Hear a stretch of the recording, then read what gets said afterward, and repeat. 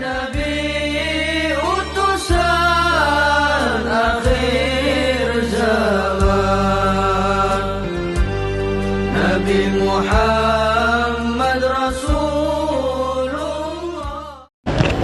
Assalamualaikum warahmatullahi wabarakatuh. Bismillahirrahmanirrahim. Alhamdulillahi wasi'il altaf wal arzaq. Wassalatu wassalamu ala sayyidina Muhammadinil mab'uthi litatmimi makarimil akhlaq wa ala alihi wa ashabihil mujahidin fi sabili rabbihimul khallaq. Adada ma harrakathu riyah minal ashjar wal aghsan wal thimar wal awraq. Rabbi shrah li sadri wa yassir li amri wahlul 'uqdatam min lisani yafqahu qawli. Rabbi yassir wa la tu'assir wa tammim bil khair wa bika nasta'in wa la hawla wa la quwwata illa billahil 'aliyyil 'azim. Amma ba'd. Pemirsa rahimakumullah, alhamdulillah sekarang kita diberikan kesempatan untuk mengisi kajian ngangenin yang dari MDS Ansor Kabupaten Pamekasan. Semoga kita selalu mendapatkan limpahan hidayat dan rahmat Allah Subhanahu wa taala. Shalawat dan salam kita curahkan ke haribaan baginda Nabi Muhammad sallallahu alaihi wasallam. Para pemirsa rahimakumullah, saat ini mungkin pertama acara ngangenin seperti ini, kita ngobrol-ngobrol bersama, bincang-bincang diskusi dengan ini ada saudari kita dari PMM dan juga dari IPPNU. Ya, IPPNU. Namanya Mbak Wiwin ya, Ya. Mbak Wiwin.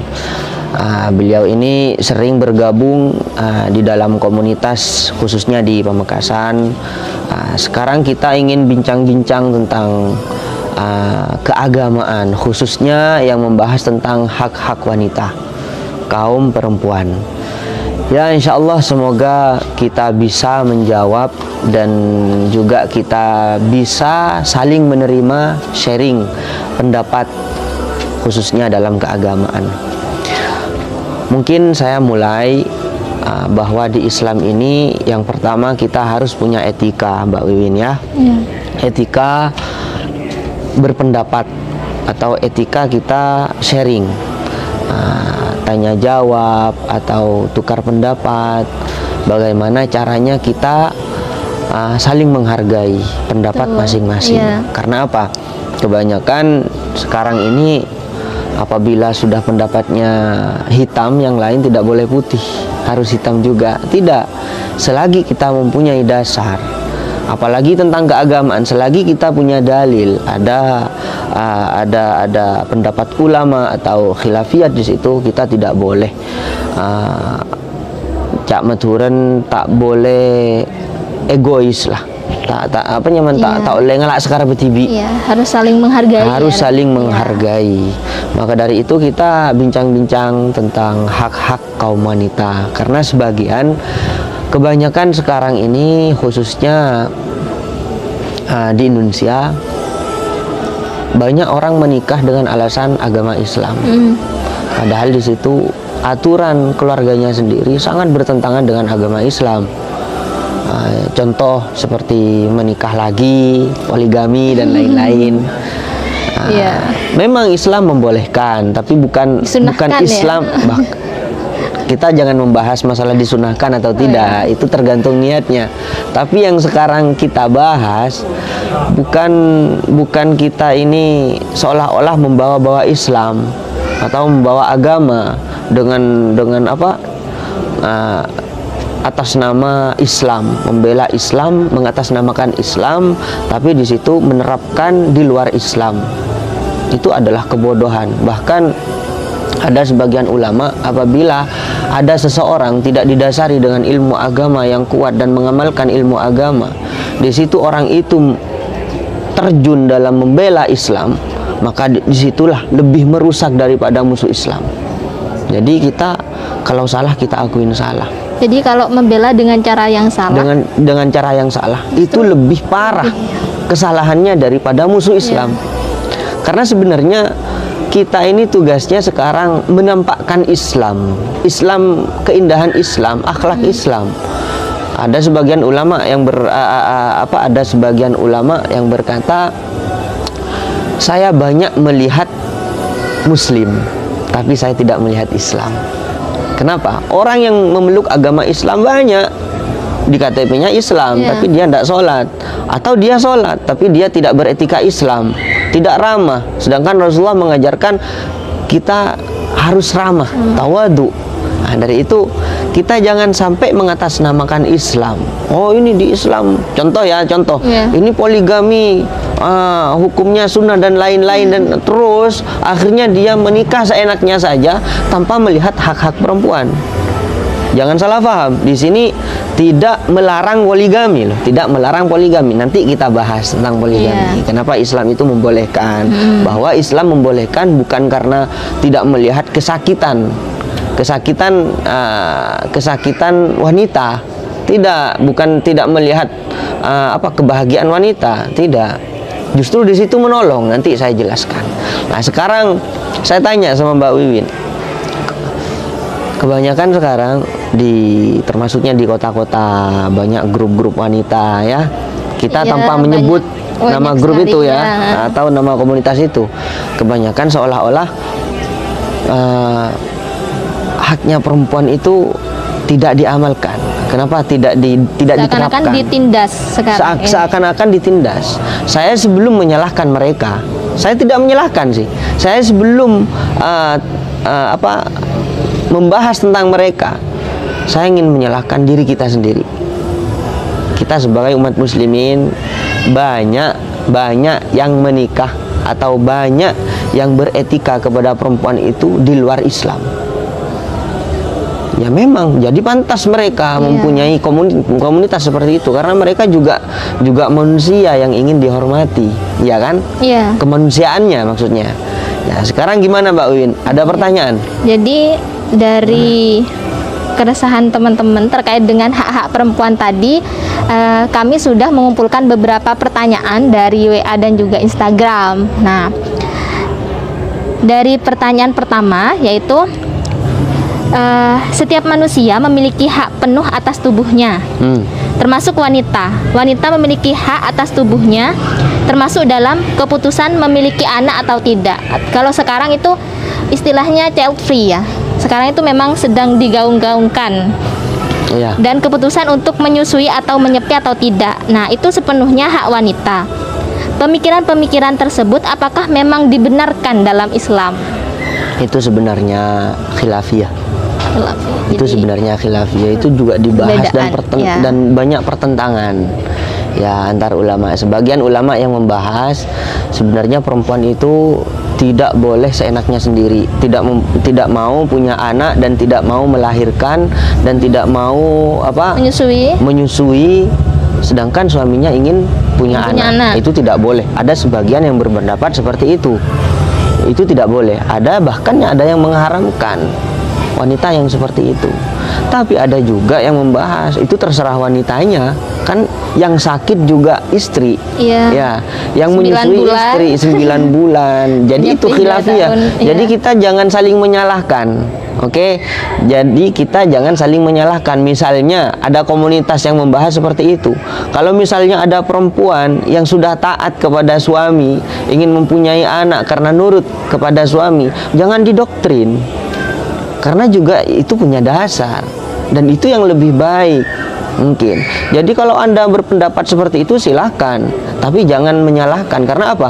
Hukum agama itu luas. Hukum agama itu luas, apalagi bertentangan dengan adat istiadat Madura. Tolong jangan rusak moral wanita-wanita Madura. Pemikiran-pemikiran itu bertentangan dengan kebudayaan Madura seperti itu. Iya, karena apa? Ya. Kita harus bisa menyesuaikan, Mbak Wiwin ya.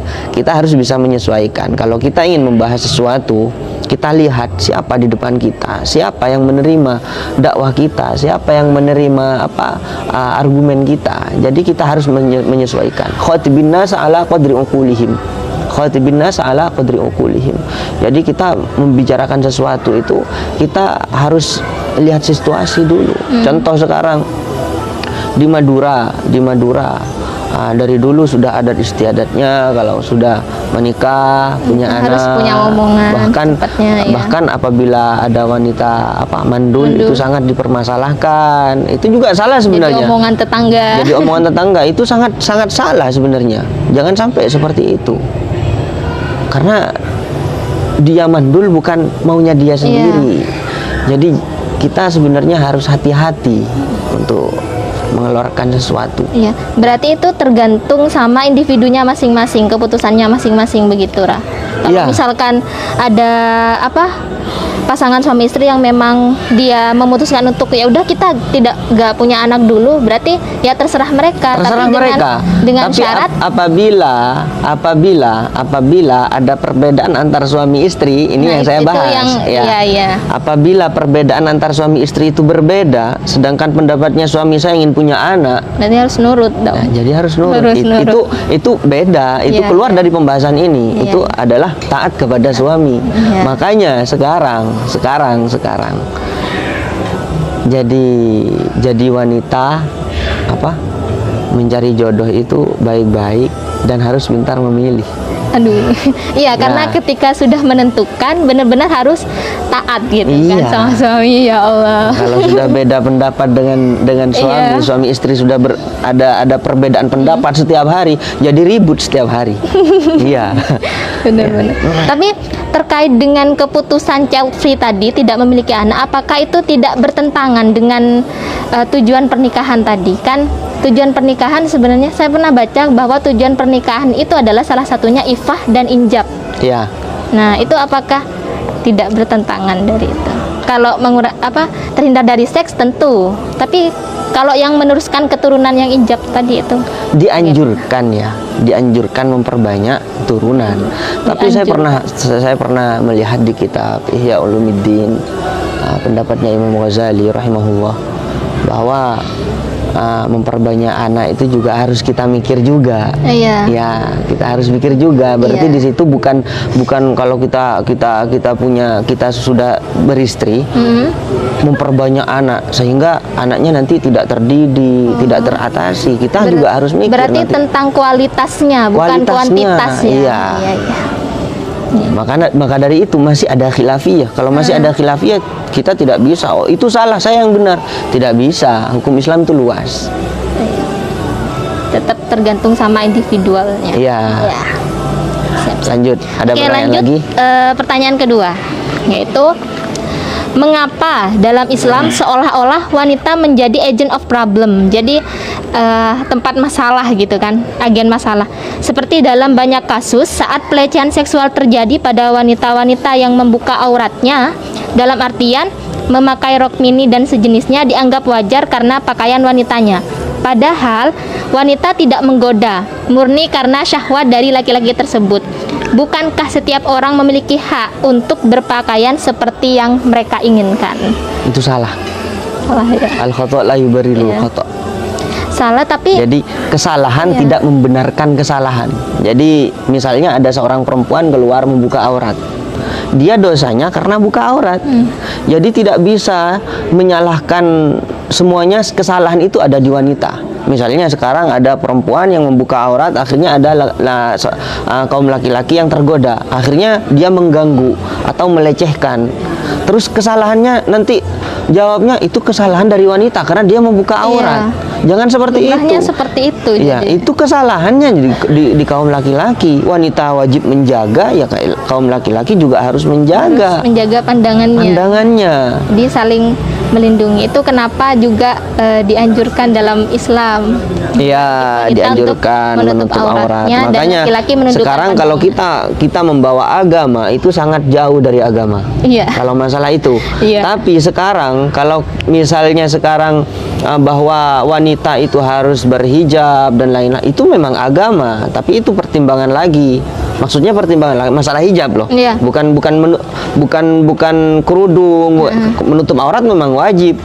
Tapi sekarang masalah hijab itu dibahas lagi di Islam. Nikob, Nikob, ya. masalah nikob. Iya benar. Dan kebanyakan sudah bernikob, dia sudah merasa berhijrah. Saya pernah Padahal belum tentu. belum tentu. Belum tentu.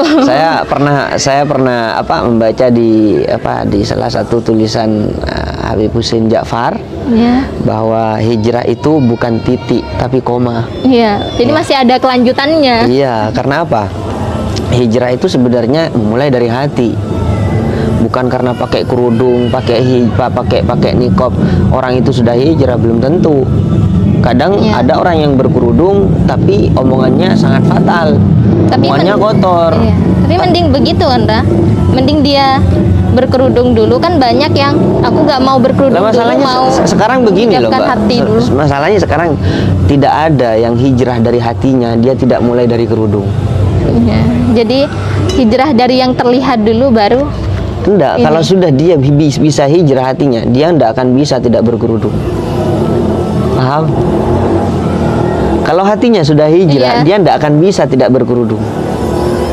Ya tapi sekarang karena itu kalau misalnya ada wanita ingin berkerudung, silahkan berkerudung, tapi itu memang wajib. Tapi ada yang lebih wajib, hatinya. Kadang ada wanita pakai niqab, pakai kerudung, lewat berseberangan dengan dan orang wanita itu melihat, misalnya mohon maaf wanita malam, akhirnya dia suudzon dan lain-lain, itu bahkan lebih jelek daripada orang tersebut. Paham? Dari wanita itu lebih jelek dia. Karena apa? Kita sebenarnya berlomba-lomba jadi orang yang merasa lebih buruk. Kita harus berlomba-lomba jadi orang yang merasa lebih buruk. Karena apa? Hijrah itu kan, hijrah hati itu kan, kalau kita kembali ke ilmu tasawuf ya. Iya. Kita harus membersihkan kotoran hati dan mendatangkan sifat-sifat yang dipuji. Contoh seperti riya, suudzon, dan juga hikid dan lain-lain. Kita bersihkan itu dan kita mendatangkan sifat-sifat terpuji, pemaaf, ya pemaaf, berkata baik, dan orang itu gampang ramah, ya tawadu. Itu sebenarnya kalau punya sifat seperti itu, orang itu tidak akan bisa ngurusin orang Hidupnya lain. orang lain. Iya. Ya, jadi lebih ke suudzon kepada diri sendiri, tapi husnuzon kepada orang Iya, lain. jadi kita membahas hijrah ya, kita Iya. keluar dari pembahasan Iya. ini. Kita kebanyakan orang itu hijrah itu kan kalau di Islam itu banyak pembahasannya. Salah satunya di hadisnya Rasulullah, wal muhajiru man hajara ma nahallahu an. Barang siapa yang dan orang yang berhijrah itu adalah orang yang meninggalkan larangan-larangan Allah. Larangan-larangan Allah itu bukan cuma membuka aurat, bukan cuma pacaran saja, bukan cuma berzina saja, bukan cuma mencuri saja, tapi larangan-larangan Allah itu salah satunya yang paling bahaya itu adalah sifat hati, sifat jelek yang ada di hati. Iya. Ya, jadi ini sebenarnya tertinggal sebenarnya umat muslimin yang sekarang Iya. tertinggal. Kalau hijrahnya kata Habib Husin, ya saya sering ingat Habib Husin Ja'far. Hijrahnya orang Eropa dari planet bumi ke planet Mars, ya. Tapi kalau hijrahnya kita awalnya tidak berkerudung, akhirnya berkerudung, itu adalah hijrah. Sebenarnya itu ketinggalan. Kalau kita mau berhijrah dari sisi ilmiah, ayo kita juga berjuang mengangkat ekonomi Islam. Maka dari itu nanti akan dibahas wanitaan itu bagaimana, apakah di situ ada batas-batas dan lain-lain. Dalam berkarya dan semacamnya. Oke. Lanjut kepada pertanyaan nomor 3, yaitu dalam pemerintahan Taliban, wanita dibatasi haknya, seperti tidak boleh masuk dalam sistem pemerintahan, tidak boleh keluar rumah. Wanita hanya ditugaskan untuk melahirkan dan membesarkan anak saja, jadi hanya di domestik saja begitu. Apakah benar dengan memperlakukan wanita seperti itu dengan dalih Islam, aturan Islam? Sebenarnya ya mohon maaf. Sebenarnya orang itu untuk berpendapat tidak bisa dari satu sisi, paham? Contoh, kita berilmu agama, kita mengkaji ilmu agama, tidak bisa kita mengambil satu pendapat. Ini kita tidak mau membahas tentang madzhab, ini kita membahas tentang Islam, ya, tentang Islam. Jadi kebanyakan orang itu mengambil contoh ada khilafiyah, ya, contoh seperti itu. Zahirnya hadis, barang siapa yang kaum laki-laki yang sarungnya atau celananya melewati mata kaki, maka di situ neraka tempatnya, kan di situ. Zahirnya hadis memang seperti itu, tapi di situ ada pendapat Imam Nawawi. Pendapat Imam Nawawi di situ bisa makruh apabila kembali ke niatnya, innamal a'malu binniyat. Jadi banyak pertimbangan sebenarnya, tidak kita ambil dari ini hadisnya, ini hukumnya haram. hadisnya hukumnya haram. Kita mencari pendapat-pendapat ulama. Mungkin ada hadis lain, apalagi kalau kita membahas tentang peradaban, sejarah. Tadi bagaimana pertanyaannya? Ya, terkait dengan pemerintahan Ya. Taliban. Ya, saat wanita ini. tidak boleh Ya. berkarya dan lain-lain. Ya, tidak Sebenarnya wanita itu dengan laki-laki sama. Jadi maksudnya itu innan nisa syaqaiqur rijal atau kama qali hadisnya Rasulullah. Wanita itu adalah satu saudara dengan laki-laki. Jadi barang siapa yang berlomba untuk takwa kepada Allah, dia yang lebih bertakwa. Wanita itu yang lebih afdal. Misalnya ada laki-laki yang lebih bertakwa kepada Allah dan lebih cerdas dan lebih memahami tentang agama, dia itu lebih afdal daripada kaum perempuan. Jadi sebenarnya boleh-boleh saja, tapi ada batasannya. Contoh, Islam membatasi tentang aurat seorang perempuan dan laki-laki. Perempuan auratnya ada yang berpendapat semuanya, Tubuh. ya, seluruh tubuh. Nah, yang laki-laki dari pusar sampai lutut. Di situ kan ada batasannya. Misalnya wanita ingin berkarya, sekarang wanita ingin jadi penulis, silahkan jadi penulis, tapi jangan disamakan dengan kaum pria. Tapi untuk lebih unggul, silahkan. Anda lebih pintar, Anda lebih berkarya, Anda lebih punya banyak prestasi, Anda adalah yang beruntung dan lebih afdal daripada kaum laki-laki. Jadi misalnya di zamannya Rasulullah dulu ada wanita, bahkan itu istrinya sendiri, Sayyidatuna Khadijah, terjun dalam bisnis, tahjir, berdagang. Bahkan istrinya Rasulullah juga, Siti Aisyah, terjun juga dalam politik sampai berijtihad dalam medan perang dengan Sayyidina Ali. Walaupun banyak ulama yang banyak berpendapat bahwa Siti Aisyah yang salah, tapi beliau adalah mujtahidah, orang yang berijtihad. Kalau salah mendapatkan 1 pahala, berarti Sayyidina Ali kalau benar ya 2 pahala. Di zamannya Sayyidina Umar ada seorang perempuan yang ditugaskan untuk menjaga kecurangan di pasar. Jadi pengawas pasar. Ya, sebenarnya silahkan berkarya saja, asalkan dengan kehati-hatian. Sebagaimana perempuan, bagaimana dibatasi syariat. Berarti sebenarnya keluar rumah boleh, tapi ada batasannya. Keluar rumah boleh, tapi ada batasannya. Iya. Semua memiliki batasan.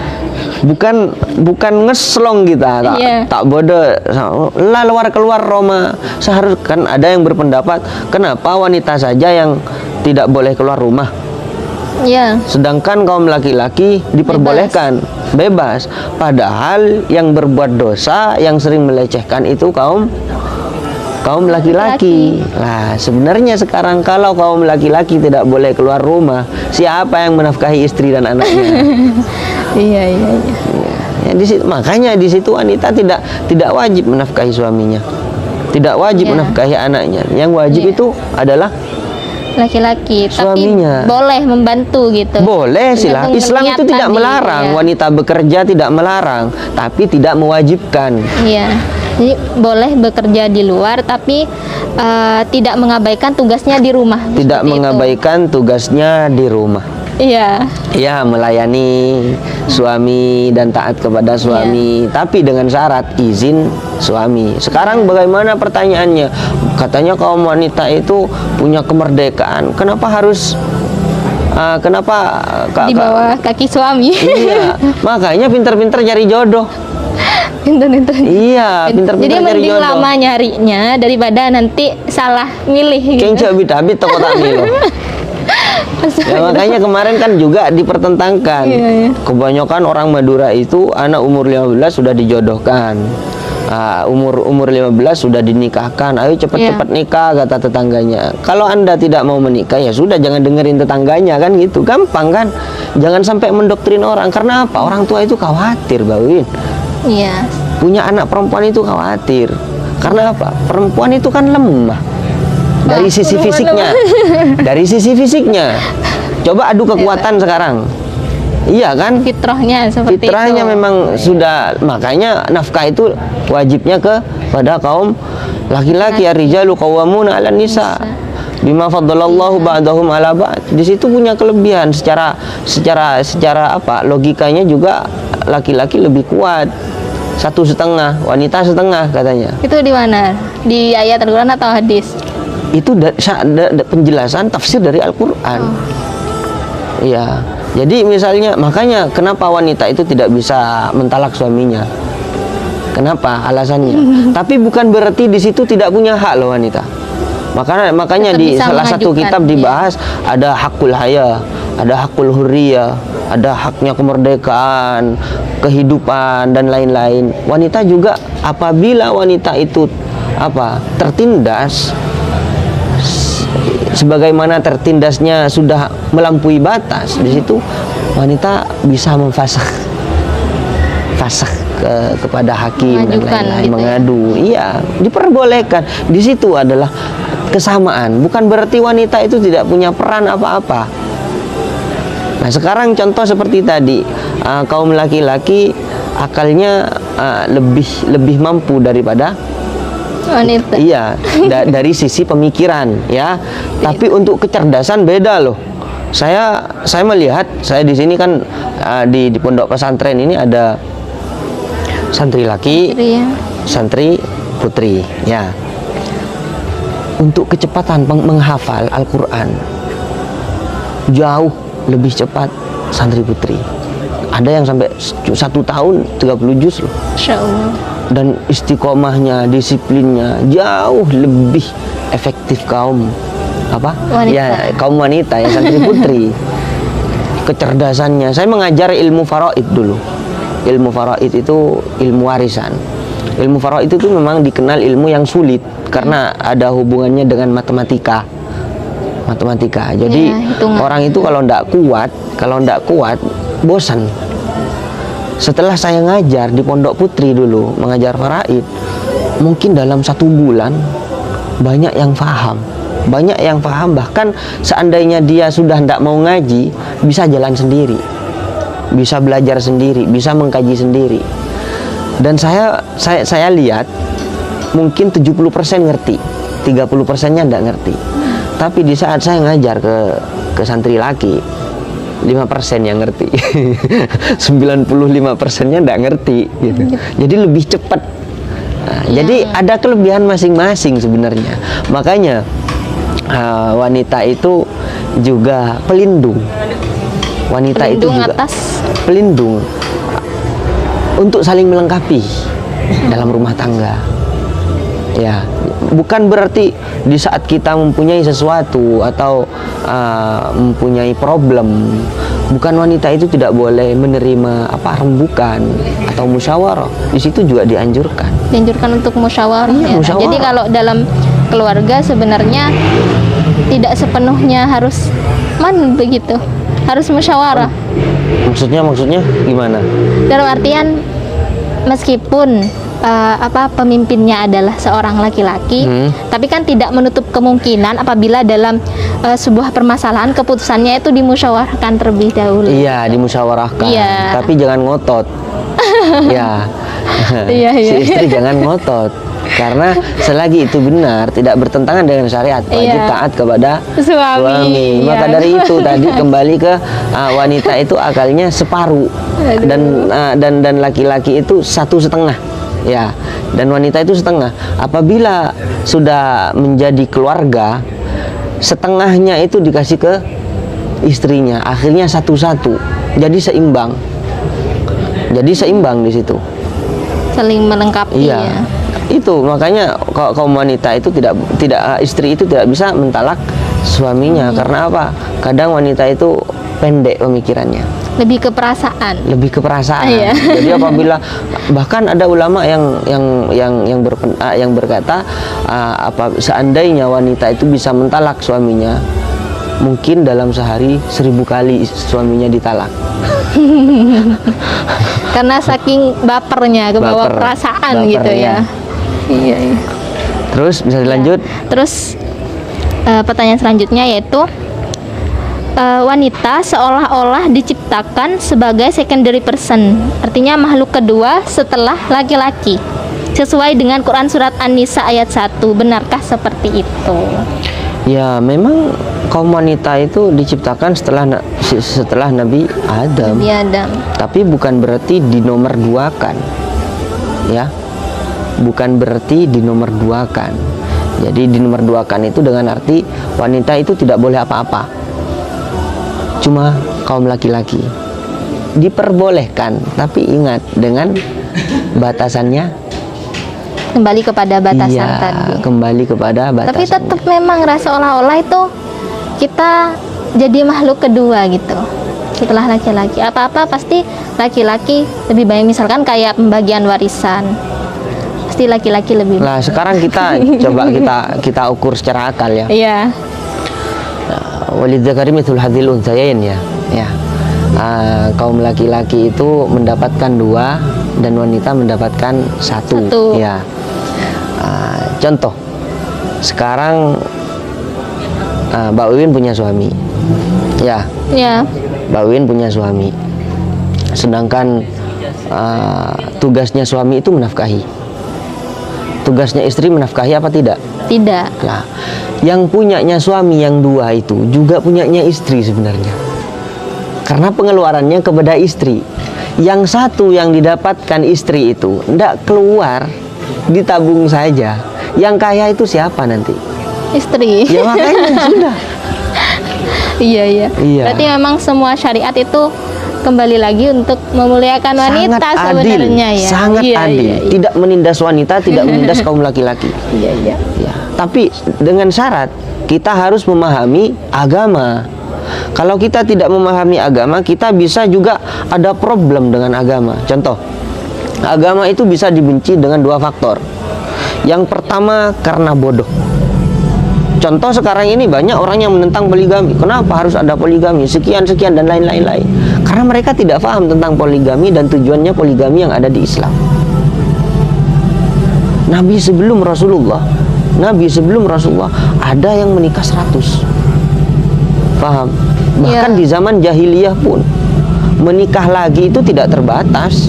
Ada yang punya 10, ada yang punya 20. Rasulullah datang membawa agama Islam. Di situ Rasulullah membatasi. Apakah Rasulullah bukan penolong? Penolong. Coba Rasulullah tidak diutus, bagaimana nasib perempuan? Yang mana dulu perempuan juga dikubur hidup-hidup. Akhirnya Rasulullah datang menyelamatkan kaum perempuan itu. Iya. Apakah itu bukannya menolong? Menolong memang. Iya. Sebenarnya kalau terkait poligami itu memang di Al-Qur'an sudah tertera di Quran surat An-Nisa itu. Dan dulu pun Rasulullah dalam menerapkan poligaminya tentu adil gitu. Tapi kan beda lagi dengan poligami yang sekarang gitu, kan banyak maka dari itu oknum-oknum yang memang maka dari itu ada pendapat salah satu kiai ulama, bahkan sampai ulamanya pun menikah lagi tidak sama persis dengan baginda Nabi Muhammad SAW. Ya, kita kembali, kalau kita membahas contoh seperti saya, istri saya kan banyak, ya, istri saya kan banyak. Tapi kalau saya ditanyakan sesuai enggak dengan Rasulullah, tidak.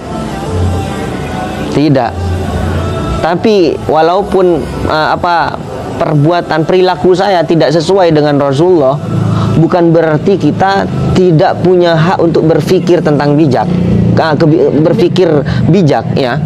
Kita harus adil. Yang salah tetap salah, kalau saya salah ya salah. Masalahnya poligami itu diperbolehkan di agama. Jangan cuma poligami diperbolehkan, itu saja. Banyak syaratnya. Harus berilmu. Gimana mau adil kalau tanpa ilmu agama?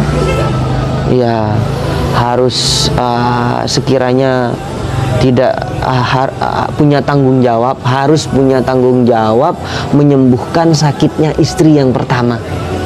Ini yang paling berat. Ini yang paling berat. Mulandi saya anyar, mulandi saya oman. Ada. Ini yang paling berat. Masalahnya kita cuma poligami disunahkan. Ayo poligami, nikah lagi. Salah itu. Kalau kita mau berpoligami, berilmu lah. Bahkan sampai urusan masalah untuk dipublikasikan ya. Iya. Saya pernah baca salah satu kitab bahwa dianjurkan untuk kaum laki-laki, untuk suami apabila dia ingin menikah lagi, untuk mempublikasikan atau mengenalkan istri yang kedua kepada keluarganya. Kenapa? Biar orang tahu kalau dia istri Anda, bukan istri simpanan. Sekarang banyak kan istri tapi disimpan. Jatuhnya takut jadi fitnah ya, Ray. Ya, fitnahnya gampang Mbak Wiwin. Contoh, saya nikahin Mbak Wiwin ya, diam-diam. Tiba-tiba orang lain kan tidak tahu kalau Mbak Wiwin itu sudah menikah. Iya. Dia bisa ngechat Mbak Wiwin, "Hai, salam kenal, sekian." Mbak Wiwin mau marah, saya mau marah. Dia tidak tahu kalau Mbak Wiwin sudah bersuami. Masalahnya sekarang mau nikah lagi tapi dia tidak berani. Lah cek lah, kurang tak bengal. Iya, itu kemarin ada itu yang bilang ada salah satu kata filosofi ya. Filsuf. Filsuf. Anda mau jadi malaikat silahkan, Anda mau jadi iblis silahkan, tapi ingat Anda harus bertanggung jawab. Paham? Anda harus bertanggung jawab. Dan apabila ada orang yang ngomongin Anda dari luar jelek atau baik, Anda jangan marah, karena itu Anda sebelum bertingkah, sebelum memutuskan, Anda harus tanggung jawab. Nekat tapi tanggung jawab, harus tahu konsekuensinya. Ya, begitu kalau ya? di hadis wa'mal ma syi'ta fa innaka majziyun bih, silahkan lakukan apa yang kamu suka, tapi ingat ada tanggung jawab kelak. Yang baik akan dibalas baik, yang buruk akan dibalas. Jadi jangan marah gitu. Jadi untuk masalah poligami jangan sebelah ya. Saya ngaku saya beristri lebih dari satu. Tapi untuk Mbak Wiwin nanya sekarang, Lora beristri lebih dari satu, apakah sesuai dengan tidak? Saya melakukan sesuai kemampuan saya. Tapi kalau misalnya nanya berat nggak? Billahi berat. Ruwet, lesoh. Senang ya, tambah senang. Iya. Bahagia tambah, tapi ruwet, tambah kia. Nambah bini, nambah ruwet, nambah senang deh ya. Sesuai. Iya. Tapi misalnya sekarang ada pertanyaan lagi, kasihan si istri. Loh, Anda yang bilang seperti itu belum tentu Anda lebih bahagia daripada istri saya. Iya kan? Iya. Belum tentu. Allah memberikan kebahagiaan itu dari apapun, karena Allah itu tidak pernah zalim kepada hambanya. Iya. Dan seorang wanita itu kalau sudah terisi iman, hatinya sudah beriman dan yakin kepada Allah Subhanahu wa taala, dia tidak memikirkan kesakitan di dunia. Ya, Dia tidak memikirkan Allah masa depan yang di dunia, ya. tapi masa depan di akhirat. Karena kelak di surga tidak ada sakit. Ya, tidak ada sakit hati di surga nanti. Mau istrinya 1000 di surga, silahkan, tidak apa-apa, tidak ada sakit di surga. Iya, tapi ingat yang berpoligami kan juga ada anjuran untuk memuliakan istri. Iya, Iya. wajib itu. Jangan asal Kan poligami. sabda Rasulullah, wahai kaum laki, wahai suami, ingatlah istrimu punya hak yang wajib kamu hormati. Dan wahai kaum istri, wahai kaum wanita, wahai istri, ingatlah suamimu punya hak dan yang wajib kamu hormati. Saling menjaga sebenarnya. Ya, kalau kita tidak berpikir adil, saya mau membahas tentang motivasi berpoligami. Contoh seperti apa kata Ibnu Abbas ya,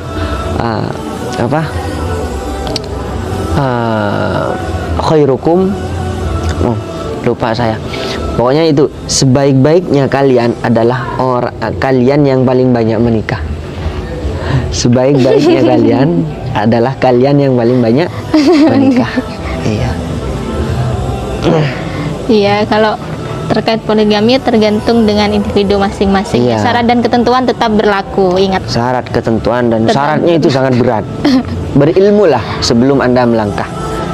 Iya. Berilmulah sebelum Anda melangkah. Oke. Kalau bahas poligami nanti jadinya panjang. Panjang. Oke, Lanjut aja, gimana? Lanjut. Iya. Ini pertanyaan terakhir. Benarkah dalam fitrah penciptaannya wanita diciptakan hanya untuk dinikmati dan dirasa? Salah. Kebanyakan itu keluar dari pemikirannya orang yang pemahaman radikal. Pemahaman radikal. Tapi itu ada dasarnya, Ra. Hah? Jadi ada dasarnya begitu. Seperti awal mula penciptaan Hawa, itu kan ada yang salah satu referensi juga menyampaikan bahwa kenapa Hawa diciptakan itu karena Nabi Adam tidak tahu fungsi dari alat kelamin sehingga diciptakanlah Hawa seperti itu. Tapi apa jawabannya Siti Hawa pas ditanya oleh Nabi Adam? Kenapa kamu diciptakan? Biar kamu tenang. Ada kelanjutannya. Gitu. Hunna libasul lakum Paling wa benar. antum libasul lahun. Jadi bukan hunna libasul lakum, sudah bukan itu saja, tapi wa antum libasul lahun. Kaum wanita adalah baju untuk kaum laki-laki dan kaum laki-laki adalah juga baju untuk Kayak saling melengkapi dan saling melindungi. Tidak seperti itu. Ya. iya, jadi ini ditepis ya, salah pemikiran yang perlu diluruskan. Iya, tapi itu sebenarnya pemikirannya orang yang ya tadi. Sebenarnya juga termasuk sih, Ra. Maksudnya ini juga bagian dari kenapa wanita diciptakan, tapi tidak seutuhnya itu begitu. Iya, tapi sebagian juga memang. Iya, salah memang satu. iya.